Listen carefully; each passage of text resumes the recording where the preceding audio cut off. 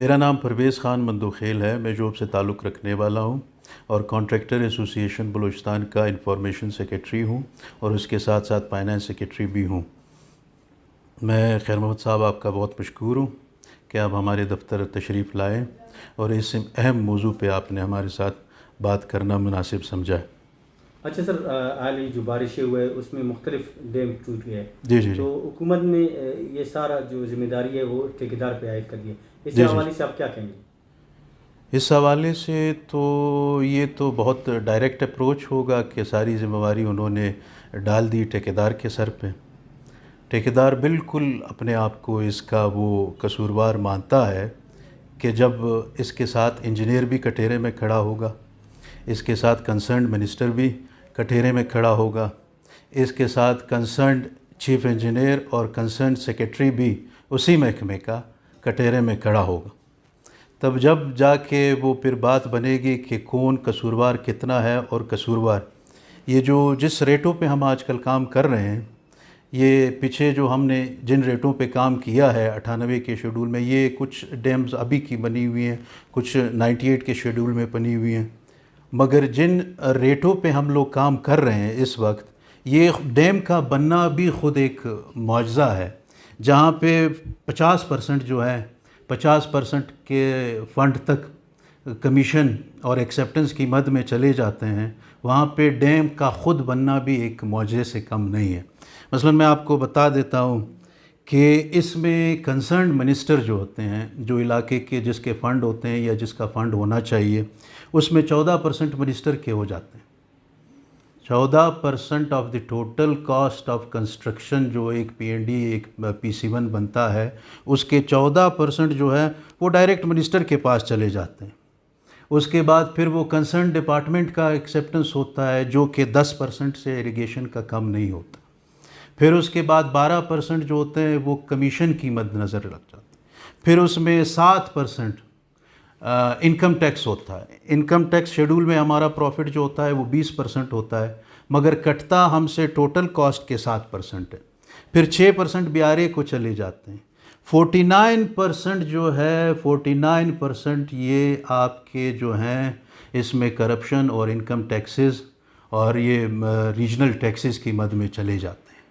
तो 50% पे आपका जब काम होगा तो काम तो इसी नेचर का होगा, इसी नेचर का होगा।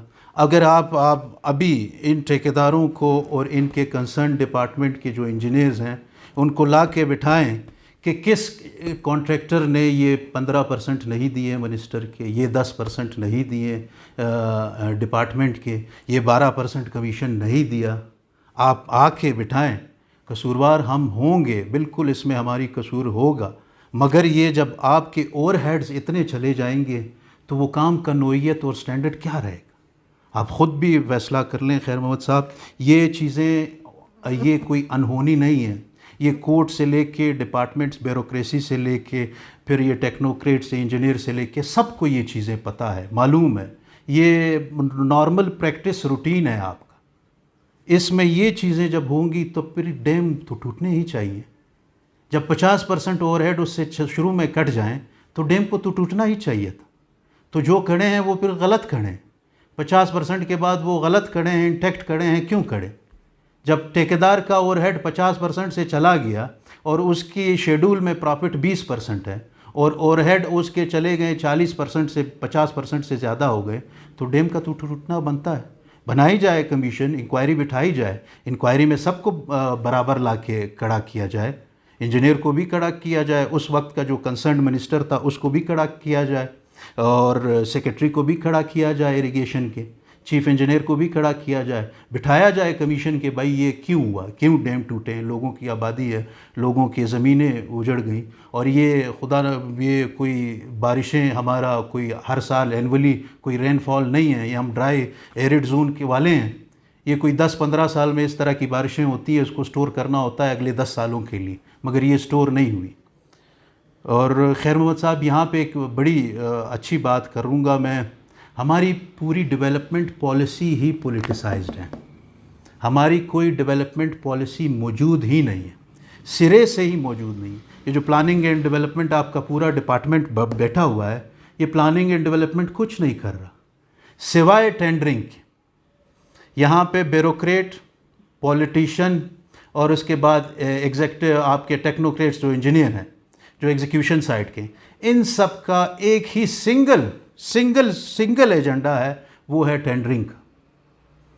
पीएनडी वाले 5 लाख पे भी 50 करोड़ का टेंडर अप्रूव करा लेते हैं, जिसके 5 लाख एनुअल फंड में पड़े हों, 50 करोड़ का टेंडर हो जाता है। इसके ज़िम्मेदार कौन है?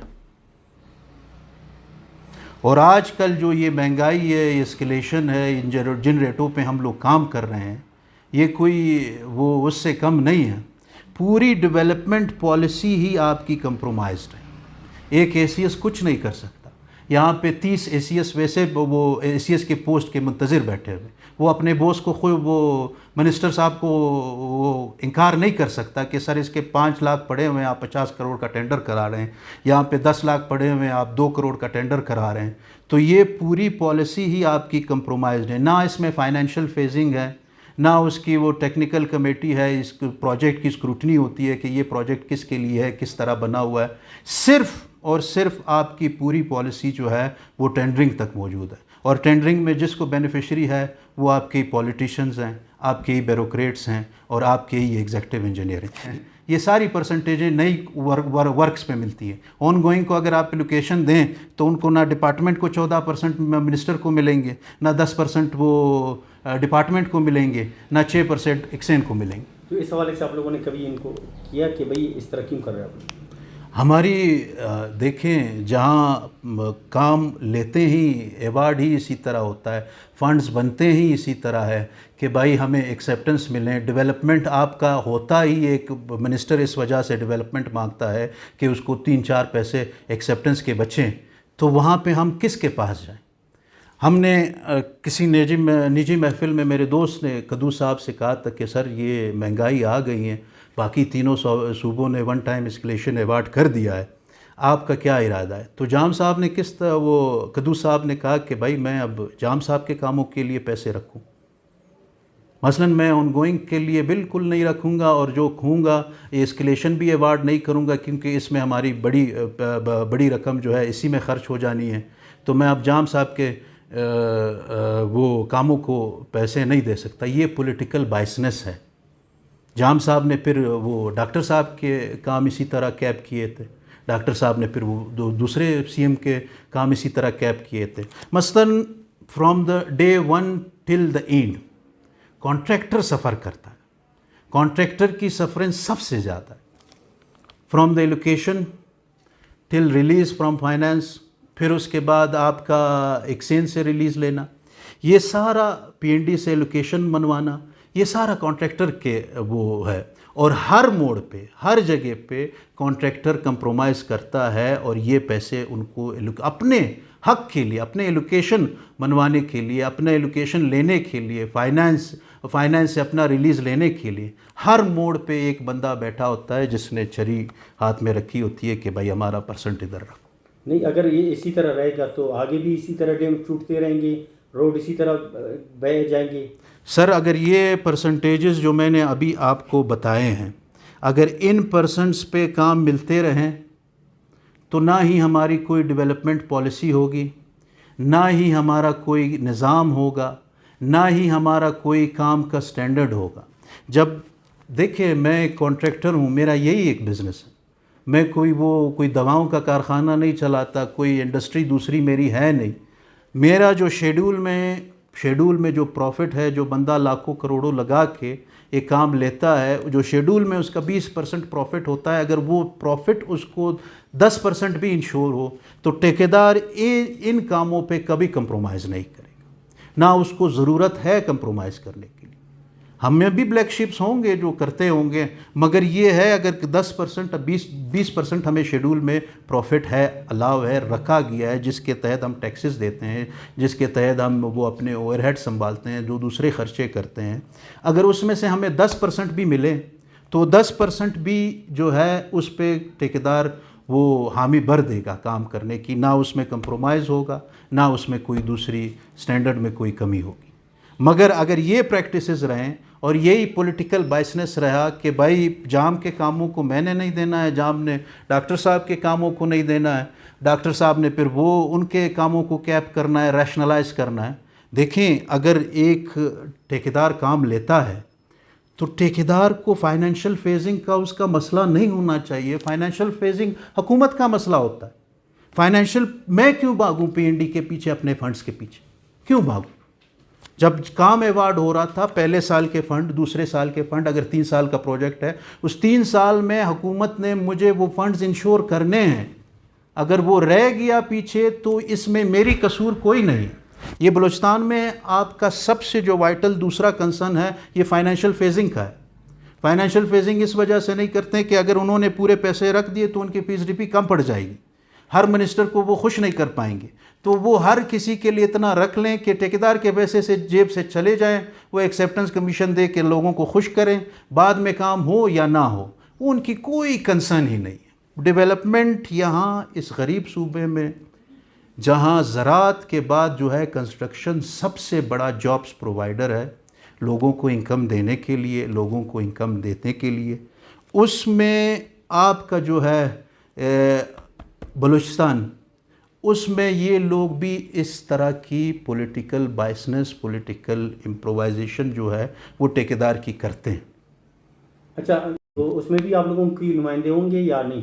हम तो चाहेंगे अगर इंक्वायरी बैठती है तो वेल एंड गुड, मगर इंक्वायरी सिर्फ इंक्वायरी की हद तक ना हो, इंक्वायरी इम्प्लीमेंटेशन के हद तक भी हो।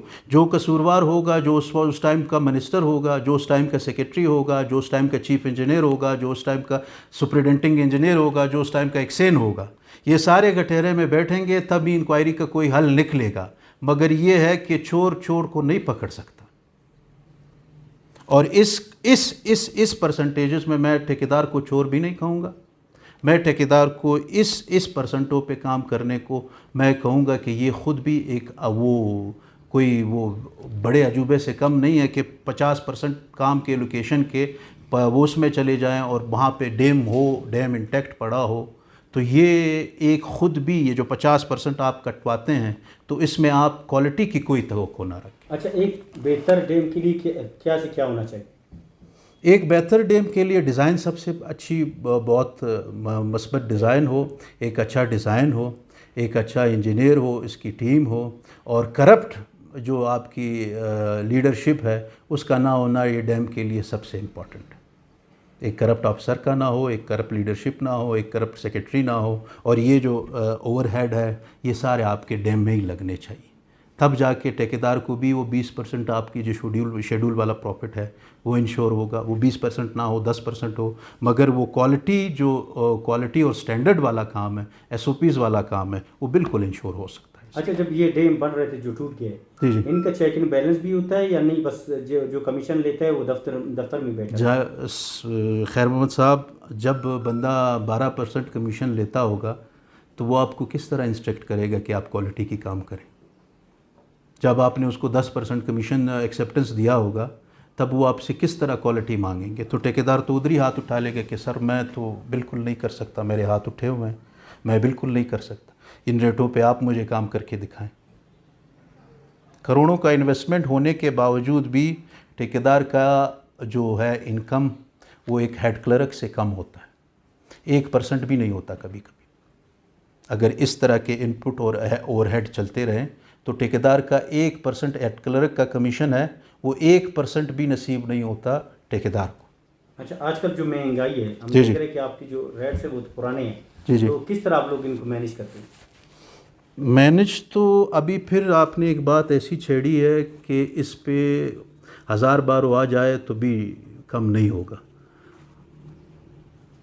पंजाब, सिंध, KP, इवन आज़ाद कश्मीर ने, पंजाब ने 2021 के MRS मार्केट रेट सिस्टम जिसे हम कहते हैं उस पे भी अपने कॉन्ट्रैक्टर्स को रिलीफ दिया है। तकरीबन बिल्डिंग में 24%, रोड में 18%, PHE में 16%, इस तरह का वो टोटल रिलीफ उनका बन रहा था, और ये 6 महीने पहले दे चुका है। बलूचिस्तान 2018 के शेड्यूल पे काम कर रहा है। 2018 के शेड्यूल में भी वो वन टाइम एस्केलेशन के लिए पिछले 1.5 साल से ख्वार है। और जैसा कि मैंने बताया कि कद्दू साहब ने कहा कि मैं जाम साहब के कामों को पैसे दूंगा, तो ये मेरे पास ना है ना कर सकता हूँ। अब इस तरह की अगर पॉलिटिकल बायसनेस हो तो फिर ठेकेदार सफ़र नहीं करेगा, प्रोजेक्ट भी सफ़र करेगा, इलाका भी सफ़र करेगा, और उसके साथ जो सबसे ज़्यादा सफ़र करेगा वो ठेकेदार हिमसेल्फ हो। मिनिस्टर को भी कोई नहीं पूछता, और ना ही वो जो प्रोजेक्ट जिस इलाके के लिए बंदा होगा, सफ़र वही आवाम करेगी जो जिस इलाके के लिए ये प्रोजेक्ट बनना था, और वही ठेकेदार करेगा जो ठेकेदार जिसने ये बनाना था। अच्छा, जब किसी इलाके में डैम बन रहा है या रोड बन रहा है तो जी। इलाके के लोग ताउन करते हैं या वो भी रास्ते में रुकावट बन जाते हैं? देखिए, हम जिस माशरे में रहते हैं उस माशरे में ये बड़ी कॉमन चीज़ें होती हैं। जिस माशरे का लीडर इस तरह का होगा तो वहाँ का आवाम भी इसी तरह होगा। जिस माशरे का एक्सेन कोई यहाँ का एसडीओ या एक्सेन या चीफ या सेक्रेटरी कोई बाहर से नहीं आए, इसी इलाके के लोग हैं, इसी इलाके में पड़े बड़े हुए हैं, इसी में वो तरबियत उनकी हुई है। तो ये जो सारा ऊपर से पानी आ रहा है तो नीचे तक ही इसी तरह होता है, इसमें कोई दूसरा। हाँ, लोग के इलाके के लोग भी तंग करते हैं आपसे, वो भी शेयर मांगते हैं, शेयर ना हो तो फिर वो कहते हैं हमें इलाके में हमारा कोई ट्रैक्टर लगवा दो, कोई वो लेबर लगवा दो, जो उनका हक है। मगर ये है कि ऊपर से चीज़ें बहुत ख़राब हैं तो नीचे तक किसी तरह चलता है, और इन सब में से जो सफ़र करता है वो कॉन्ट्रैक्टर ही सफ़र करता है। अच्छा सर, आखिर में दोबारा है, आखिर ज़िम्मेदार इसकी कौन, हुकूमत या ठेकेदार? देखिए, ठेकेदार कम्युनिटी हैज़ अ कम्युनिटी बहुत बड़ी है, मगर हुकूमत जो होता है वो ही सिस्टम को तरतीब देता है, वो ही सिस्टम बनाती हैं। अब एक चीज़ मैं यहाँ पे ज़िक्र करूँगा कि हमारी पूरी प्लानिंग एंड डेवलपमेंट की टीम बैठी है। हमारी पूरी कॉन्ट्रैक्ट के एग्रीमेंट जो होते हैं वो अभी तक वो फरसूदा निज़ाम के कॉन्ट्रैक्ट है, जिसमें अंग्रेज़ के भी एक क्लॉज़ मौजूद है, जिसमें वो 70s के क्लॉज़ मौजूद है। हालांकि पाकिस्तान इंजीनियरिंग काउंसिल ने एक स्टैंडर्ड फॉर्म ऑफ बिडिंग बनाई हुई है, जिसके तहत उसमें वो कॉन्ट्रैक्टर के हकूक़ भी उसमें शामिल हैं, क्लाइंट के हकूक़ भी शामिल हैं, दोनों को बैलेंस रखा गया हुआ है। मगर ये आपको कहीं मिलेंगे नहीं। ये स्टैंडर्ड फॉर्म ऑफ बिडिंग जो है ये अभी तक इम्प्लीमेंट नहीं है। ये कोई 94 में बना हुआ है। अभी तक बारहा प्लानिंग कमीशन ने लिखा है, सूबों को लिखा है कि भाई आप इस इंजीनियरिंग को ऑप्ट करें। हम भी पीएसी के पाबंद हैं, हमारा क्लाइंट भी पीएसी का पाबंद है रूल्स रेगुलेशन के हवाले से। इसमें प्राइस एडजस्टमेंट का है कि अगर कीमत बढ़ती है तो आपकी प्राइस एडजस्टमेंट इसमें अल्टीमेटली बढ़ जाती है, और उसका अपना एक फार्मूला है जो उन्होंने दिया होता है। मगर ये अभी तक ना वो पीएसी के standard form of bidding documents implement होते हैं, क्योंकि वो ठेकेदार को इस तरह बांधना चाह रहे हैं। जो एक क्लॉज ठेकेदार को फेवर करती है वो भी उनको नहीं देना चाहते।